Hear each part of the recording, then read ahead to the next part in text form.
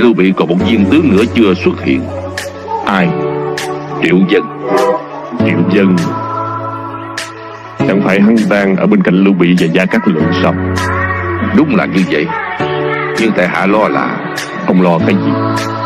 Điều mà tại hạ lo là Ngụy Dương đã cho tất cả các tướng mà mình có được ra chiến trường. Tại sao Gia Cát Lượng giữ Triệu Tử Long lại không dùng tới chứ?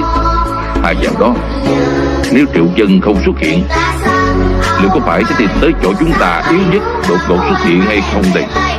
Chỗ yếu nhất cái gì?